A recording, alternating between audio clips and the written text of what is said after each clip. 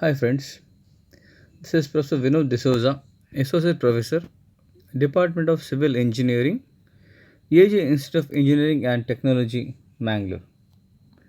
So today we'll have a discussion about the topic called as valuation. Valuation of immovable properties.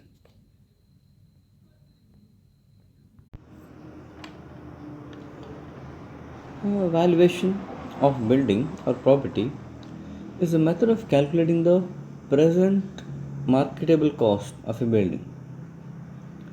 Valuation of a building depends on the sort of buildings, its structure, durability, location, size, shape, width of roads, frontage, types, and quality of building materials used, and the cost of these materials. Okay, these are all factors based on which we can prepare the valuation, and sometimes we want to know what is the present rate of that building. So maybe for some other purpose, maybe we want to sell the property, or we want to fet it for rent, or we want to take the loan against that property. So for all this purpose, we want to know what is the present rate of that property.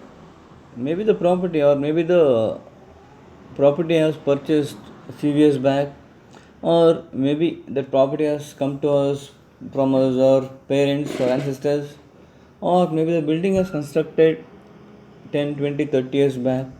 So at that time the rate was different, isn't it? The cost of construction was different, and because of that the valuation of that property was different. But now at present we want to know what is the rate of that building. So it depends on all these factors, and the rate may be high, may be low. So all these will depend on the following factors.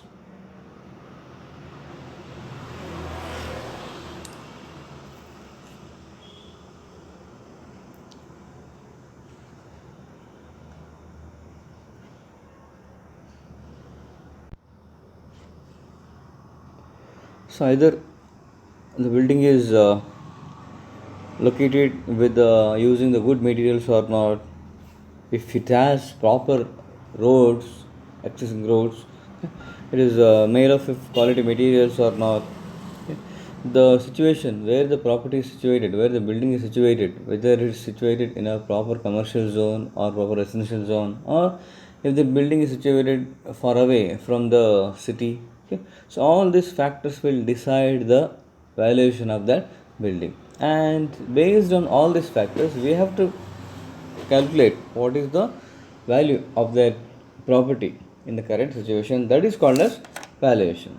So in this topic we'll have a detailed discussion about the valuation, what are the factors affecting the valuation, what is the meaning of cost and value, okay, then how to calculate this valuation.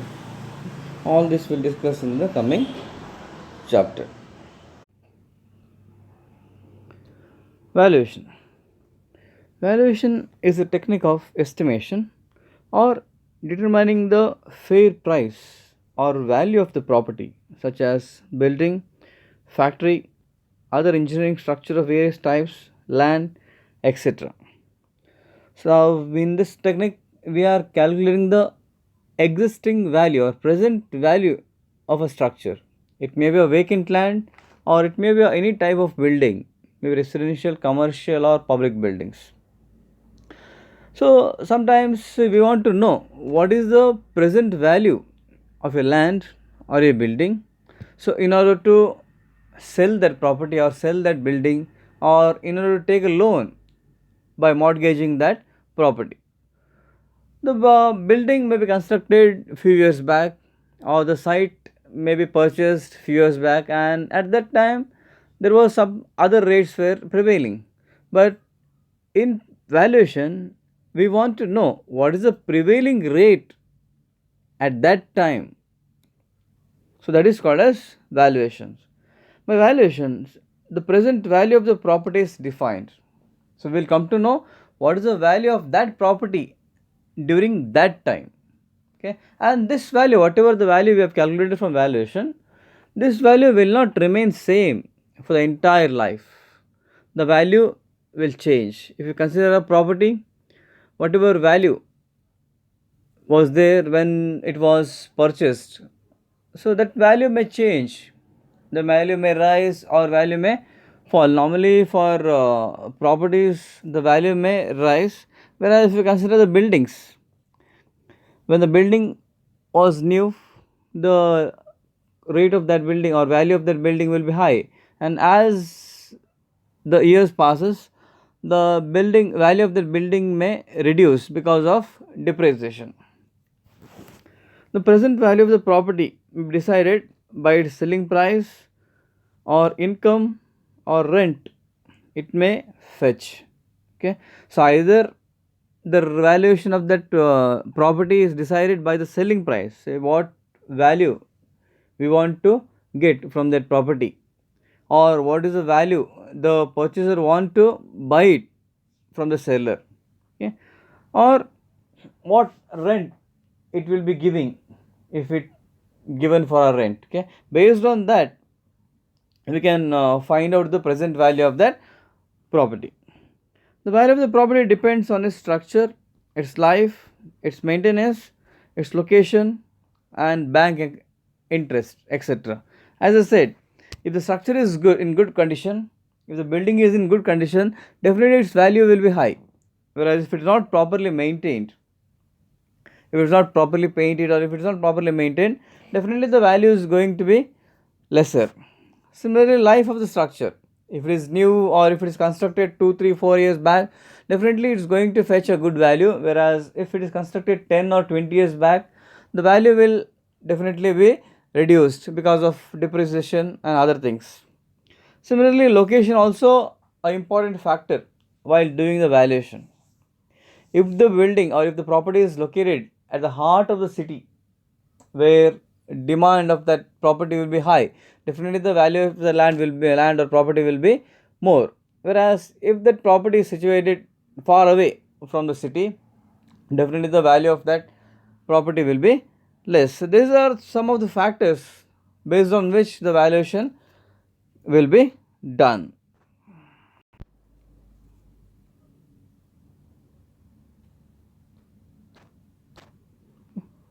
This valuation is an art of judgment based on experience and relevant statistical data to forecast the value of a property at present. Okay, this value or valuation, this also based on the experience of a person who is going to decide the value of their property, and also the statistical data which are available to forecast the different properties of that property.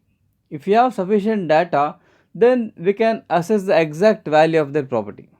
Okay. The estimated value of the property depends upon its power to serve man's need, location, amenities, purpose, and supply and demand of a property type. Whatever value we are going to estimate, that depends upon the power to serve man's needs. Maybe he wants to sell that property so that he can divert that amount for some other purpose. Maybe you want to take a bank loan by mortgaging the property. Maybe you want to give it for rent or lease. So for all this purpose, he want to know what is the present value of that property. Rises and falls of the fair price can occur is a very short space of time. Okay, in a very short space of time, there may be a lot of changes in that value. Sometimes the value may rise or sometimes the value may fall. So it all depends on the market conditions, it all depends on the demand for that structure. Sometimes that because based on demand or because of the demand, the value may rise, or sometimes because of lack of demand the value may fall. So all depends on time. Okay. So it follows therefore that all valuation must clearly state the date to which the valuation relates, since time is the essence of all valuations. So we have to write clearly at what date the valuation was prepared, because today we are going to prepare the valuation, tomorrow the rate may change, tomorrow the value of the property may change because of some factors. So we can't know. That's why date or time is the essence of all valuations. We have to write on what date the valuation was done, because after 1 month or after a year, the value will not be remain same. It may high or it may low. All this depends. So this is called as valuation. So in connection with valuation, we have to know some of the terms which are commonly used in this valuation. So the first two terms are called as cost and value. So we have to know the clear difference between these two terms. One is cost, one is value. So the cost means it is the actual amount incurred in producing a commodity. Suppose if you take an example of a building, the actual exact amount which we are spending to construct that building is called as a cost. Okay, maybe to build a 1,000 square feet house, we must have spent around 15 to 20 lakhs. That is called as the cost of that commodity. Again, is this cost is divided into two terms. One is called as prime cost and second one is called as supplementary cost. Prime cost is the expenditure or charges represented directly in the commodity produced are called as prime cost. Okay, whatever expenses directly incurred in the preparation of the commodity or in the manufacture of the commodity is called as prime cost, and supplementary cost is nothing but other expenditure or charges like rent, management, services, salaries, depreciation. So all these represented under the term called as supplementary cost. If you consider a building, to construct a building, we required various materials and labors. Okay, like we required cement, sand, aggregates, timber, steel, so and so we required. Also, we required various classes of labors. These are all called as prime cost because they are directly involved in the construction of that building. Whereas when you construct a building, you need a small office which has to be established in the site. You need telephone connection for that office. You need to appoint one or two clerical staff to prepare the buildings. You need to appoint a security guard to take care of the things. Okay, then all other expenses which are not directly incurred in that construction, they are called as supplementary cost. Okay, altogether prime cost and supplementary cost, they are called as cost. Okay, now we're coming back to value. Value means its worth or utility. Its worth or utility, that is proceed between a willing buyer and a willing seller. So value means its worth. Once the building is ready, so what is the worth or how much amount it will fetch if you sell that property? Okay, that is called as value of a property. And this value depends on demand and supply, whereas cost is a constant amount. The cost of a commodity will not change, it will remain constant, whereas value, that may be high or that may be low, which is depends on demand and supply. Okay, sometimes the demand will be high. Okay, two or three people wanted to purchase the same commodity, at that time the value of that commodity will increase. Sometimes the demand will not be there, no one wants to buy that commodity, that time the value will reduced. Okay, that is the difference between cost and value.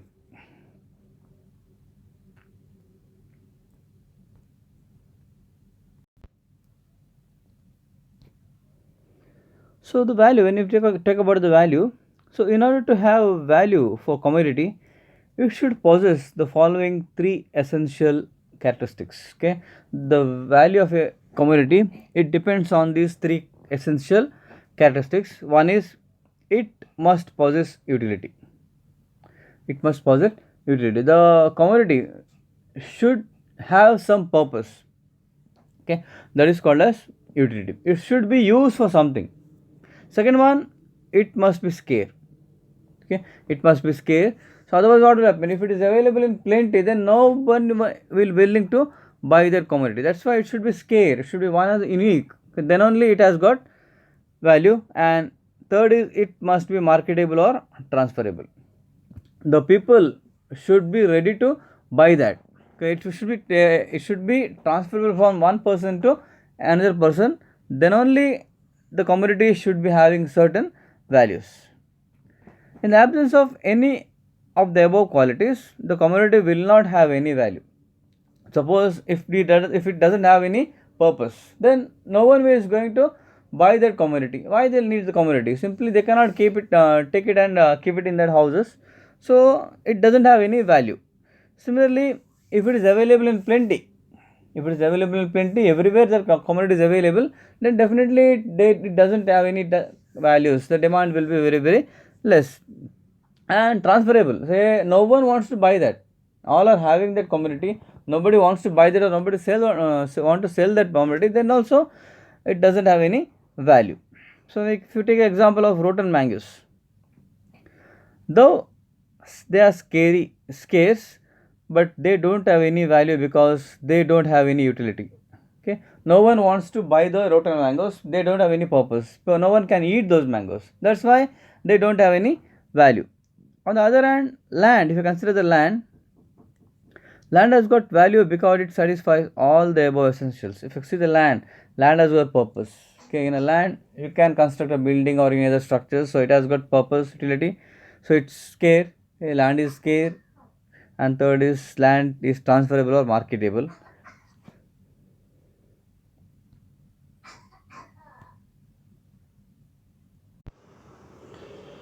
Value also depends on outside factors like location of the property, time, supply, and demand conditions.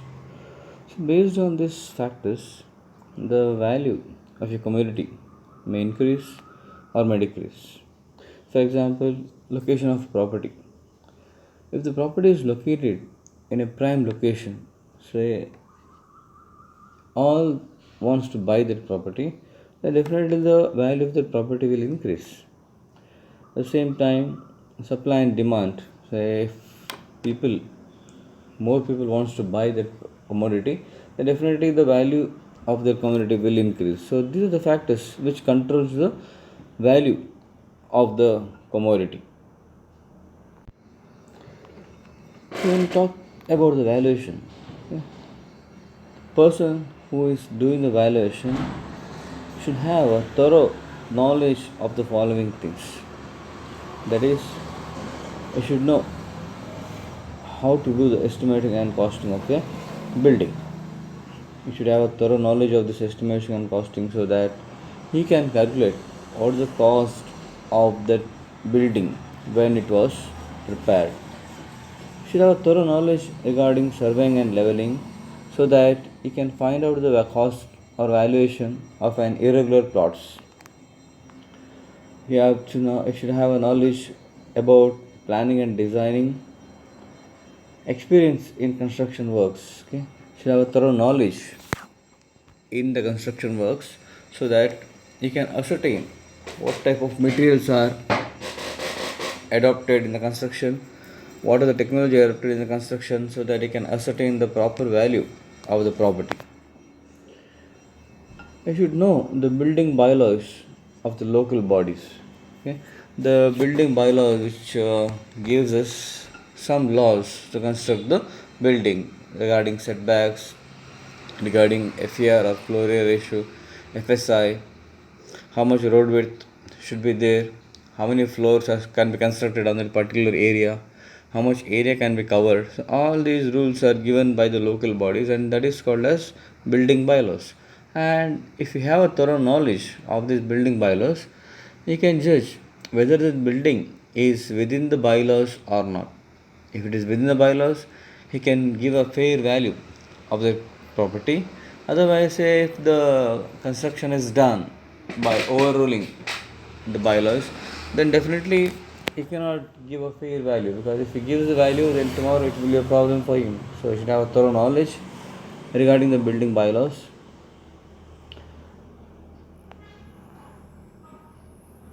You should know the law of easements. Okay, law of easements to prepare the proper value of the property. You should know the law of contracts. Okay, what are the contracts laws applicable for the construction? You should know land acquisition and town planning acts. You should know the arbitration. Okay? Tomorrow something happens in between the contractor and the owner. So then you should know what are rules and regulations which are there, so that either owner or contractor can ask for the compensation. So these are arbitration rules. You should thoroughly know. You should know about the fire insurance, whether the property has undergone fire insurance or not. Okay? And what are the rules required, or what are the principles required in doing the fire insurance. That also you should have a thorough knowledge. Central and local government taxes. Okay, what will be the central taxes? What will be the local government taxes? Whether the value, whether the property owner has paid the taxes or not. Okay, all this you should know. Money market and rate of interest. You should have a thorough knowledge about the market conditions, and you should know what are the prevailing rates in the market. Zonal importance of land and building. Okay, the valuer should know about the zonal importance, whether the building is constructed in residential zone or not, or whether commercial building is constructed in the commercial zone or not. If at all the building is constructed in green zones, then the building doesn't will not fetch any values. So all details you should know, and finally you should know to write the report. Once he has collected all the details, then he has to summarize all these things and he has to give a final report. Okay? So that it will become a legal document, and you should be well aware of the rules and regulations of writing the report. That's why valuer should have knowledge of all these factors. Then only he can prepare a fair valuation of the property, and it will be helpful for the person who wants the valuation, either maybe a owner or any bank peoples or any tax peoples. That's why you have to give the fair value of that property. So now we will discuss about purpose of valuation. As already I've told you in the beginning slides why we need to do the valuation. So now we will discuss them in detail one by one. Okay, first thing, we require valuation for the purpose of tax fixation. That means by doing this valuation, we can fix the tax on that property or on that building. So tax is nothing but we have to pay for the government, okay, based on the valuation of the property, maybe 5%, 10%, or based on the methods what the given by the authorities. So according to that, we have to calculate the tax, and calculate the tax we should know what is the present value of that property. The taxation cannot be done based on the construction rate of that building or the value of the property it was there when we were purchasing the property. The taxation or tax is implemented based on the present value of the property. So we want to know what is the exact value of that property so that we can fix the tax on the property. So valuation is also required to sell that property, either the property or the building. Maybe the property might have purchased a few years back and the building was constructed above that. Now the owner wants to sell that property. Now he wants to know how much value he can tell to the buyer so that he can bargain with them.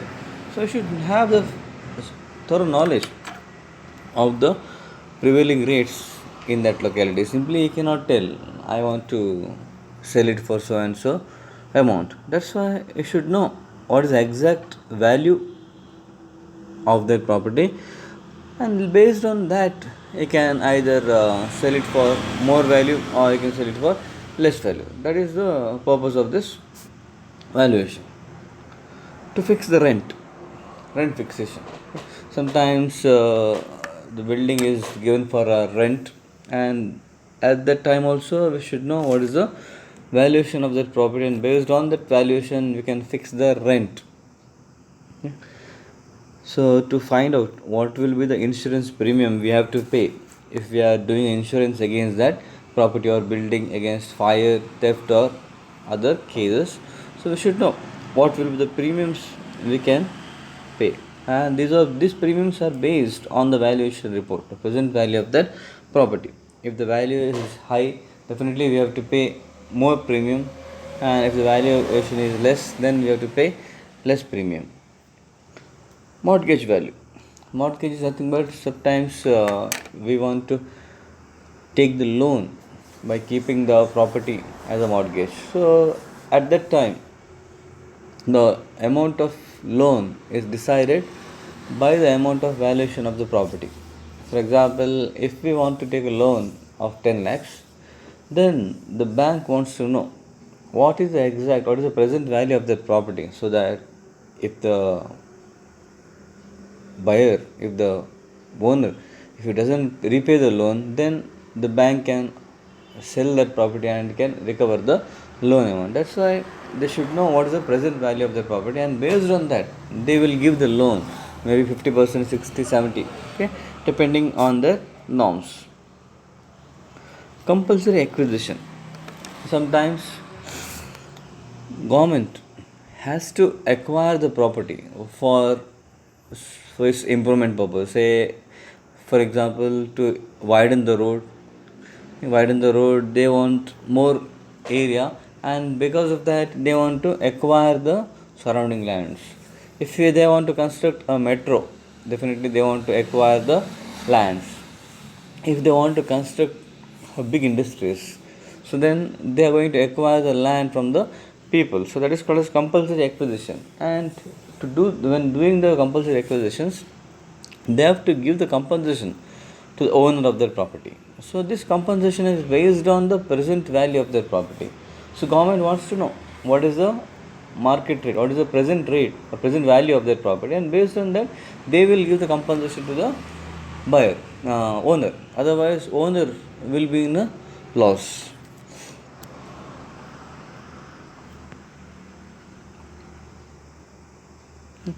Speculations.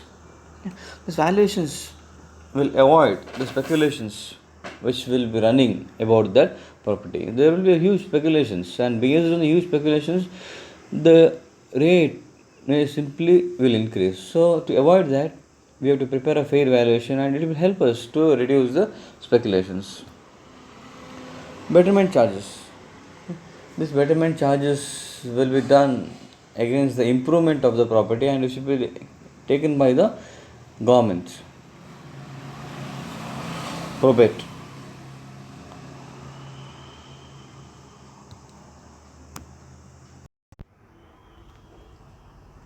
So probate is nothing but when a person prepares a will, okay, so that after his life the property will be shared by so and so parts. At that time, the court has to know what is it the cost, whatever is done is real or not. So in that case, it refers the valuation of that property, and based on that valuation, it certifies that will, and that is called as probate. Again, to prepare the probate, we should know what is the valuation of that property, and based on that value, the court will accept the wills. So in order to do the auctions, sometimes the person will be taking a mortgage based on its property, and because of some problems he cannot repay the loan to the bank. So at that time, bank people, they will come, they will take the property and they will auction it, so that they can retake the amount whatever is given to the owner. So at that time they want to know what is the present market value of that property, okay, and based on the valuation which is given by the valuer, they will start the auction, and those persons, they wants to buy the property, they can bid their quotes, and whoever quotes highest, the property will be given to them. And later what the bank people will do is, how much money they have given to the owner along with the interest, they will keep that money with themselves, and extra money, if they are all paid, that will be given back to the owner. And so to do these auctions, the bank people should know what is the valuation of their property, okay. So based on that valuation, they can start the auctions. Wealth tax. If the property is huge, then the owner has to pay a certain percentage as a wealth tax to the government, and to ascertain these wealth tax, again valuation is required. Gift tax. Say the property, if the property has come from ancestors, or because of the division of the property in between the siblings, some people might have got the property according to that, and they have to pay a gift tax to the government. And to find out how much gift tax has to be paid, so that will be based on the valuation of that property. Court fee stamp. When the property is purchased, it has to be registered by the government. So to the registration, the paper owner has to pay the court fee stamp, okay, and that will be based on the valuation of that property. So it's valuer's duty to give a fair value of their property, so that government will get some revenue because of that property. If he does, or if he doesn't give any fair value, then definitely it will be a advantage for the owner, and government is going to lose its revenue. So that's why the valuer should have a thorough knowledge regarding all the facts which are available regarding the property, and he has to give a proper value of that property.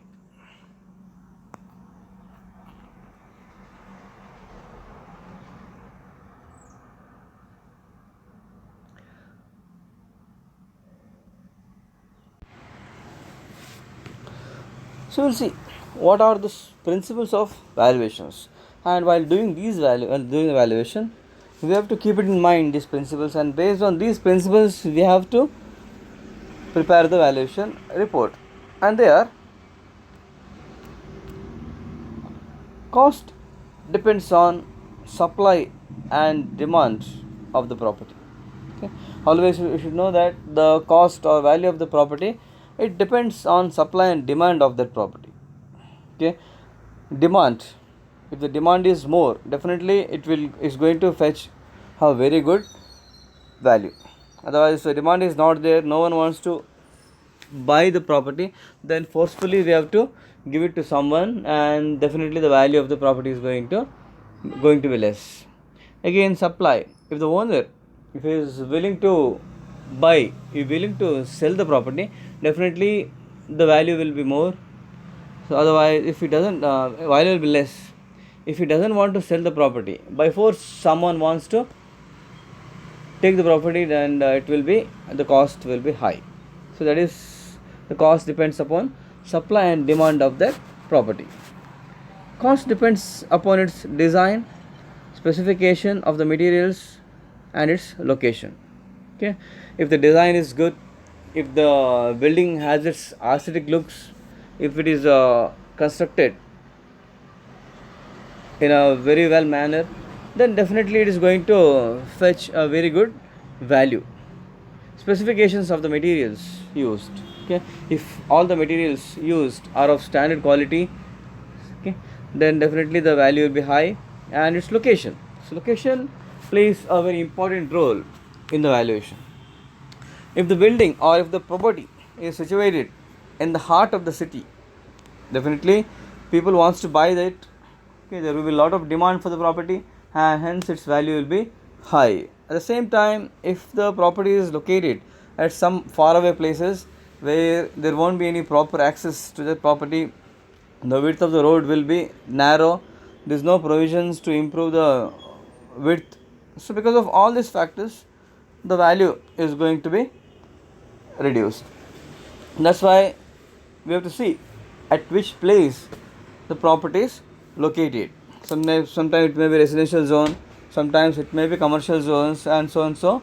And based on that, we can decide the value of that property. Cost varies with the purpose for which the valuation is done.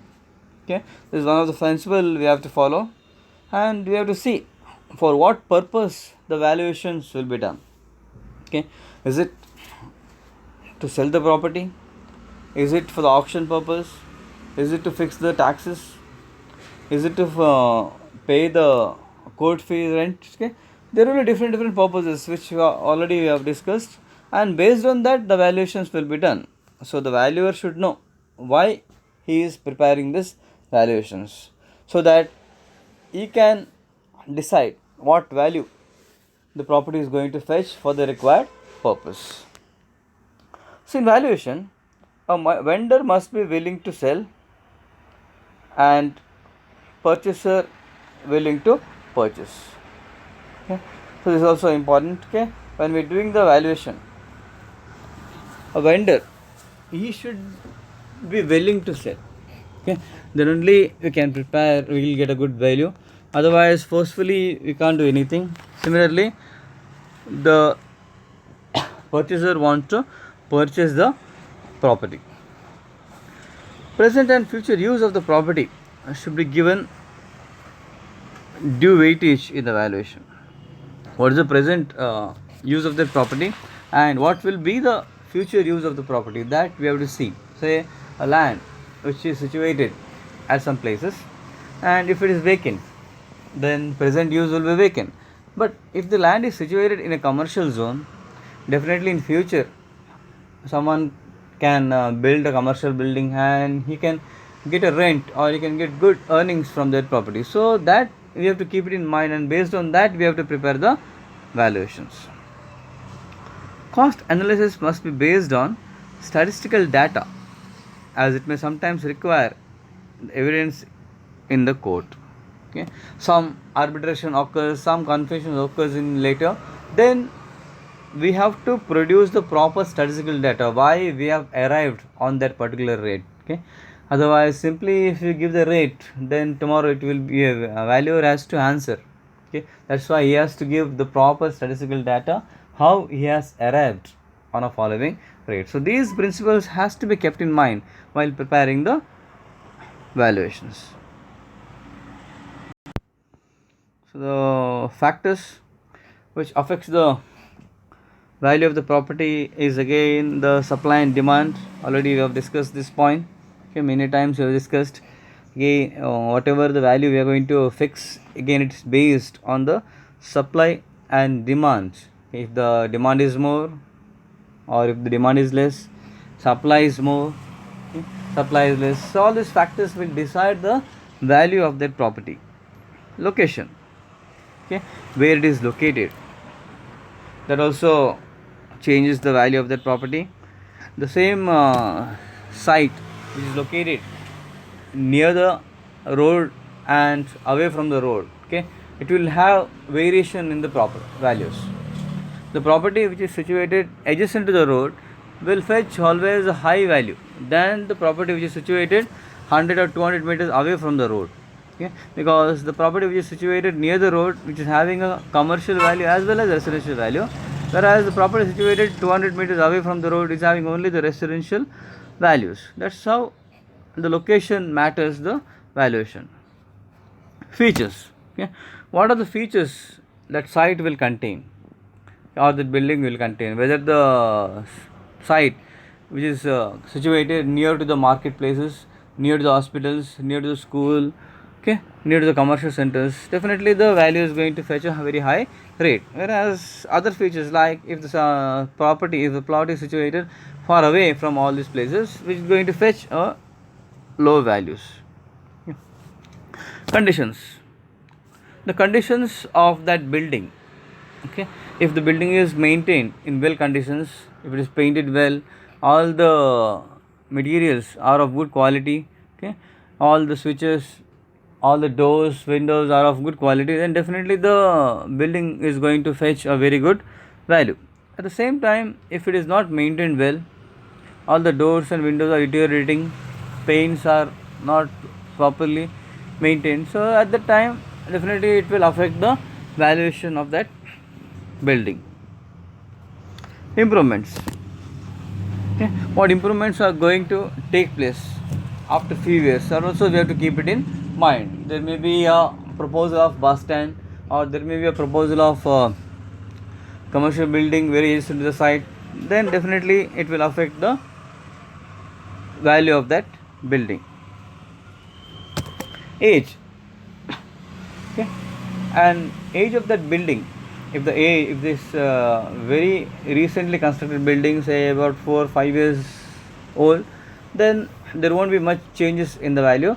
But if the building is constructed 20, 30, 40 years back, then the depreciation values has to be counted, and based on that we have to prepare the valuation. Seller motivations. Okay, why he wants to sell the property. Okay, that also affects the valuation. And finally the marketing. Okay, if the marketing is done properly, then definitely the property is going to fetch a very good value. So these are the factors which affects the value of the property.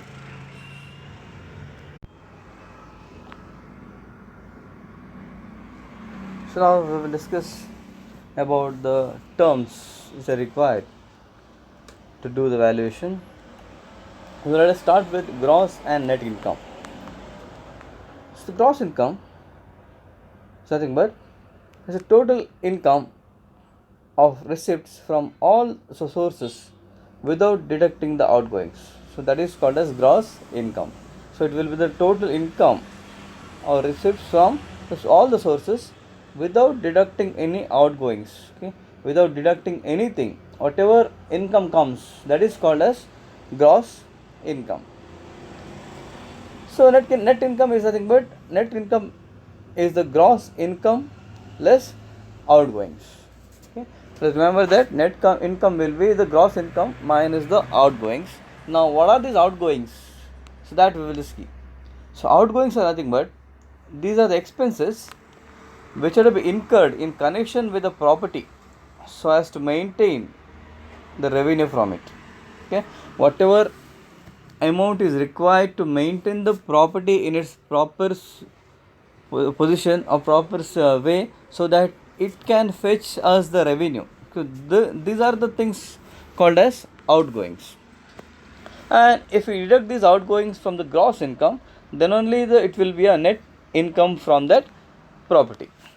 So these outgoings are maybe taxes, repairs, management and collection charges, insurance premiums, loss of rent. Okay. It should also include sinking fund. So these are all called as outgoings, and after deducting all these outgoings, whatever the amount we are going to get, that is called as the net income. So let us discuss these outgoings one by one.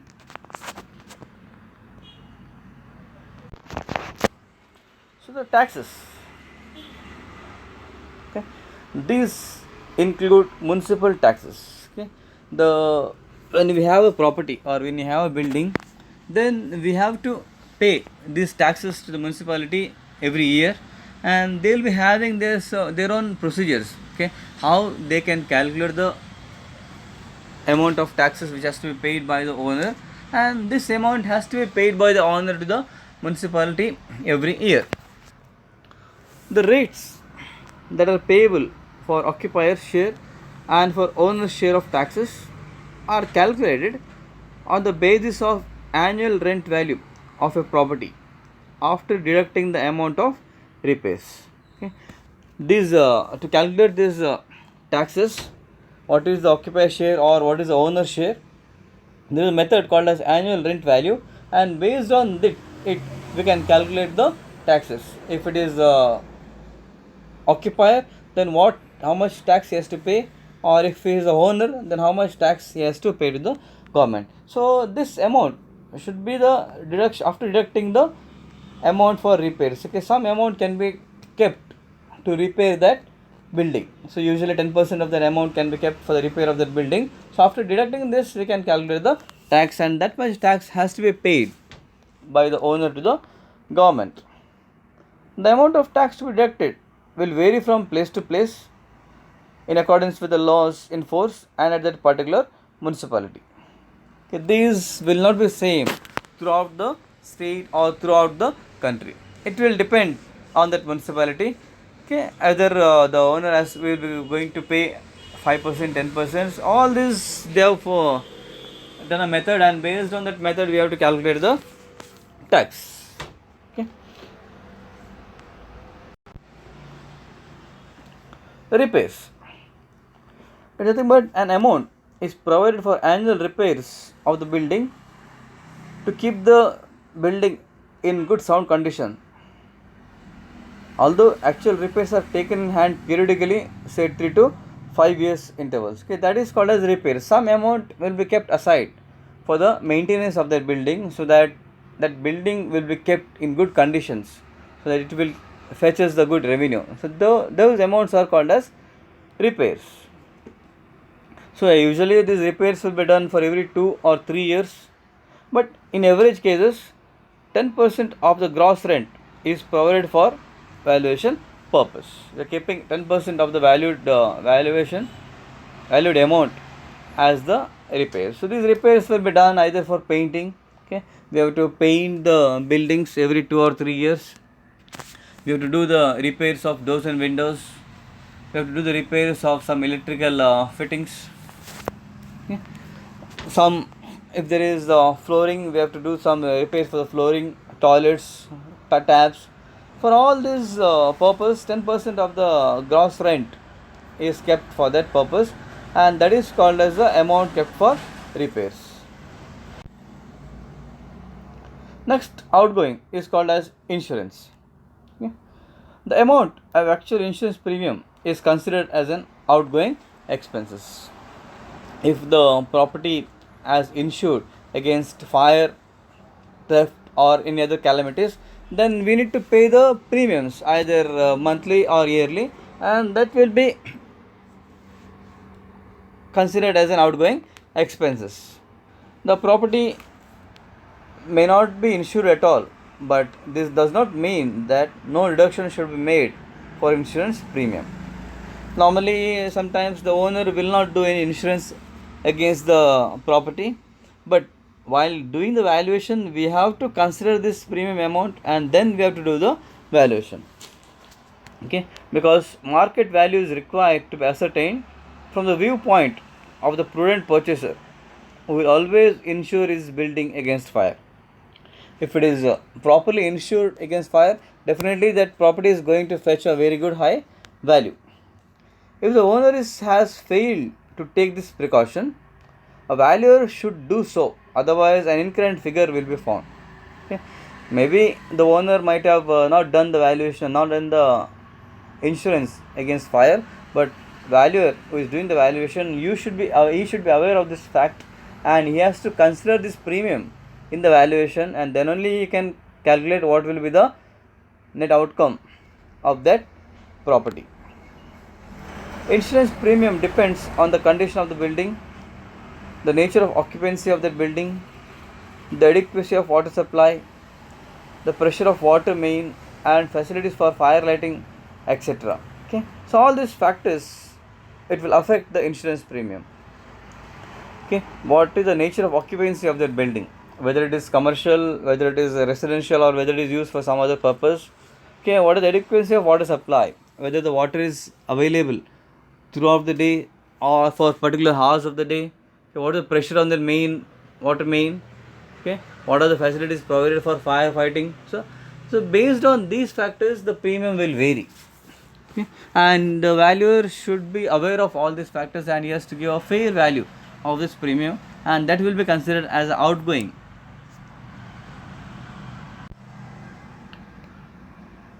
Loss of rent. Okay, part of a property may remain vacant for some period and will not fetch any rent for that period. Okay, so sometimes one occupier, he will leave that property. I will go, so that new occupier has to occupy the property. So it will take certain time, because the owner has to find a new occupier, and then he has to prepare the agreements, details, all these things. So during this time, maybe 2, 3 or 6 months, the property will be vacant, and at that time it will not fetch any rent. Therefore, the loss of rent is considered as outgoing expenses and deducted from the calculated gross rent. Whatever gross rent we are calculating, so from that gross rent we have to deduct this loss of rent. Okay, otherwise it will be a loss for the owner. The average loss of rent for 3 years may be considered as a guide to calculate the loss of rent. Okay, this is one of the outgoing which we have to consider. Sinking fund. Sinking fund is an amount which has to be set aside as fixed interval of time, okay, maybe annually, out of the gross income, so that at the end of its useful life of the building or property, the fund should accumulate the initial cost of the property. The sinking fund, the meaning of sinking fund is nothing but, so we have to keep a certain amount aside, maybe for every year we have to keep certain amount, so that once the useful life of that building is done, so we can accumulate the amount gross income of that building, okay, that is called as sinking fund. A building, a machine, a vehicle becomes useless after certain years at the end of its life, okay, maybe a building or maybe a machine or maybe a vehicle, it has got its own life period, okay. After that period it will be useless for us, okay. If a vehicle is considered, say after 15 years we cannot use that vehicle, or maximum 20 years, after 20 years we cannot use it, we have to give it as a scrap, okay. That time when it finishes its useful life, then we have to want to purchase a new vehicle. Then if we kept aside a sinking fund, then that can be used to purchase the new vehicle. Similar concept is adopted for a building or machines. Hence it is necessary to take some provisions whereby the owner can accumulate to a sum required for building the premises, or he can replace the article. Tomorrow same thing happens for the buildings also. If the building has finished its life cycle of say 60 or 70 years, then it has to be demolished and the new building has to be constructed. During that time the owner should have some amount, okay, and that amount is called as sinking fund. So this is also one of the outgoings.